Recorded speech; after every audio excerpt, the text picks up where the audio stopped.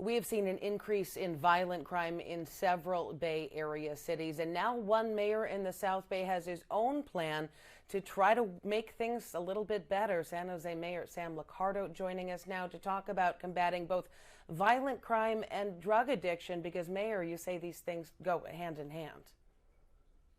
Thanks, Ann. Yeah, I think we are experiencing what virtually every big city in the country is experiencing, which is a rise in violent crime. And although we continue to be a relatively safe big city, with the lowest homicide rate of any big city in the country, we are seeing violent crime of all forms, rape, robbery, assault, is rising. And it's been rising really throughout this pandemic. And we think there are a few core reasons where we really need to focus. Certainly, we've been doing things like adding officers. We've added more than 200 police officers to our force since 2016, and we're investing in jobs programs and struggling neighborhoods, and we're investing in community partnerships. But what we are seeing more and more, particularly through the pandemic, is a very high number of arrestees who have been released, who are reoffending, and who are failing to appear in court. And we think that has a lot to do with what's going on in our neighborhoods. Let's talk a little bit about some of the specifics of your plan. And number one is to address what you just mentioned, the revolving door at the county jail. Yeah, there are many players in the criminal justice system. We are one of them. And what we know is through the pandemic, for many understandable reasons, there was this dramatic depopulation of the jail. And this is true in lots of cities throughout California because of struggles in terms of dealing with COVID transmission within the jail and so forth. It's been a bit of an experiment, I think, for a lot of cities to understand what the impact's going to be. And what we're learning is we're seeing very high rate of reoffense. We looked at, the San Jose Police Department did over a period of about 14 months, 30 arrestees who had all been rearrested at least 10 times over that period of time. We had one arrestee been rearrested 19 times. So clearly this revolving door is frustrating police officers. It's even more frustrating many community members living in some of our neighborhoods that struggle the most with crime. And so we've got to do something about this revolving door. And we know that there are good reasons why they have to reduce capacity in the jail. We need more alternatives, certainly, for example, facilities where we can ensure there will be drug treatment, because we know methamphetamine is driving an awful lot of the violent crime.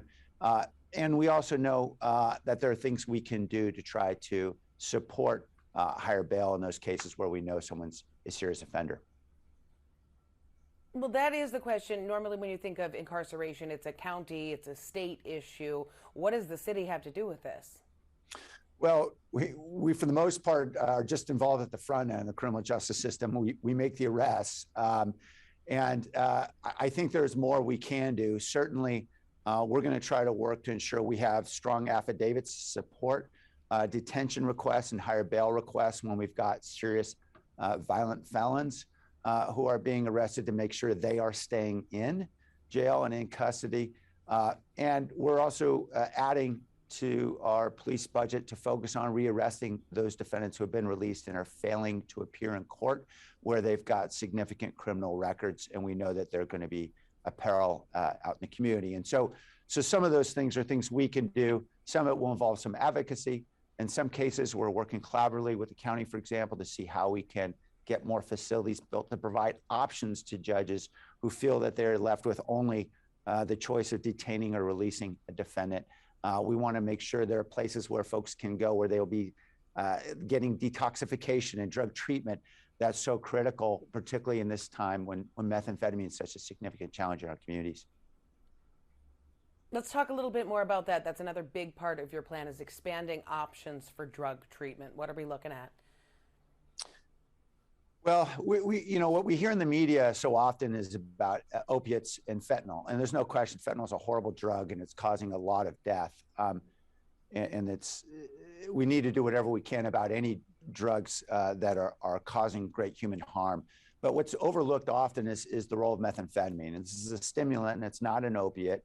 But what you'll hear in surveys, for example, the top cities, 70% of police chiefs in the Western United States say methamphetamine is the drug that is driving the most harm, the most crime, the most violence in our communities. And that's absolutely true in San Jose. We see that certainly out on the street, our officers do. And we're also seeing it in the emergency rooms. Methamphetamine is the greatest cause of drug-related death. And so we need to do more focusing on the behavioral focused treatments that we need to get in place for methamphetamine.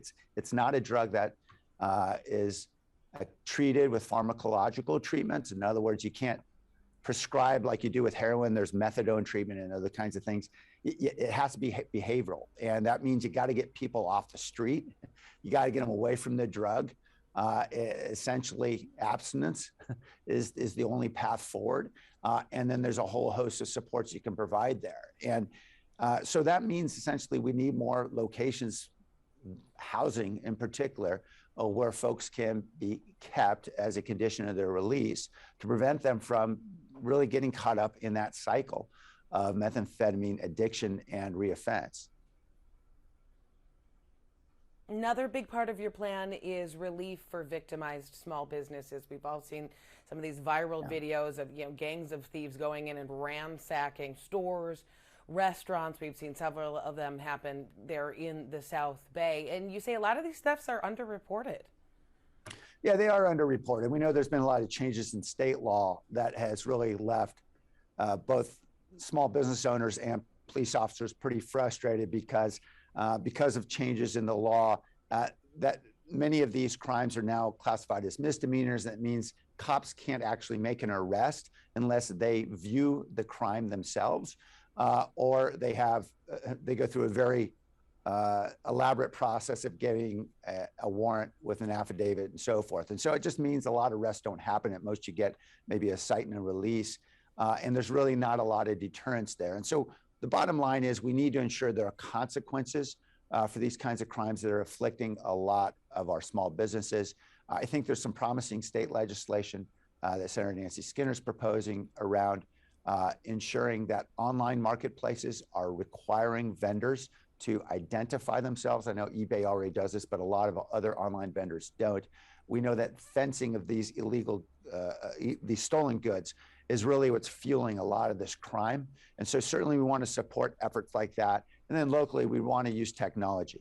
We've got a lot of opportunities to do that. And we've seen some effective uses, for example, of decoys and video and so forth. And so part of the focus is on what we can do here locally. Okay, so this is a very wide-ranging plan you're talking about, from incarceration to drug treatment to relief for small businesses. A lot of it seems to be based on advocacy at the state level, at the county level, but what kind of costs are we looking at from the city here? We're certainly spending more money on police and mindful of the fact that it's not simply a matter of arresting our way out of problems. We do think that particular strategies such as walking patrols that can restore a sense of community policing, building partnerships in the community can be very, very effective. And these are old lessons that we simply need to reinvest in. But in terms of really what it costs our community, I can assure you that it comes at a bargain to keep someone who is violent, who is likely to reoffend based on prior history, to keep them in custody. We know there's a significant cost to jail, but the cost of them being out in the community is far greater. And I can tell you, we've got lots of police officers who will tell you they have arrested the same suspect time and time again, sometimes in the very same week. And it would certainly conserve an awful lot of our resources if we knew we're able to keep many of these high risk and particularly violent offenders behind bars. Now, in the summary of your plan, I thought it was interesting. You also said we have to resist the temptation to overreact. What do you mean by that? When it comes to matters of criminal justice, we've seen this pendulum swing far too far on one side or another. I'm not advocating we go back to a days of mandatory minimums and 3 strikes and all the other challenges we had with mass incarceration. That's not the solution. And we're not looking for long terms on every defendant who's arrested. What we're looking for is simply a sensible balance. Right now, the move towards zero bail is well-founded in concerns around racial inequity and injustice. That's been part of our criminal justice system since its founding. We certainly need to confront that. But the idea of simply releasing a large number of folks who have been arrested prior to trial and hoping that they'll show up for court and hoping that they're not going to commit another offense when they're not given drug treatment, they're not given any alternatives. That we know isn't going to work. And we're seeing that now in the data. We're seeing it in our communities, most importantly, and our residents are feeling it. And so we need a more sensible approach that recognizes that we've got to do more to keep folks off the street where they're a threat to us. And that includes providing treatment, inpatient treatment, in some cases, mental health treatment, whatever it may take, if there needs to be an alternative to detention. So what is next for this plan? So some elements of this plan have been approved already by the council, for example, for more funding for walking patrol, for expanding police department positions, as well as for arresting those pretrial defendants who have been out there committing more crime. And so we've got some additional resources for the enforcement. The work ahead really involves in collaboration with partners to find how we can create more alternatives to straight release for many of these defendants where we know there is some risk of harm out there in the community, getting the treatment options in place. Obviously, the county and the state have the authority over those decisions. That's not with the city, but we think we can do more to create more options. And can you just again reiterate the urgency here, the fact that you as a mayor of a city needed to make a plan like this? Our community is seeing the impacts of higher rates of violence throughout our neighborhoods. And we recognize that there are larger forces here, and because we're seeing it in every big city in the country. There's certainly a proliferation of guns, a serious concern about mental illness through this pandemic in particular. So there are a lot of larger forces, but there are things that are within our control. And we have to do what we can within our control here locally to address this rise of violent crime. And much of that is preventative. We're going to continue to invest in a whole host of programs around jobs in struggling communities. We're going to do more to build community partnerships in high-need communities. But we also need effective enforcement. We need to keep violent felons off the streets. And really that's what this plan is about. It's about providing balance. All right, Mayor Sam Liccardo of San Jose, thanks for being with us today on CBS News Bay Area. Thank you, Ann.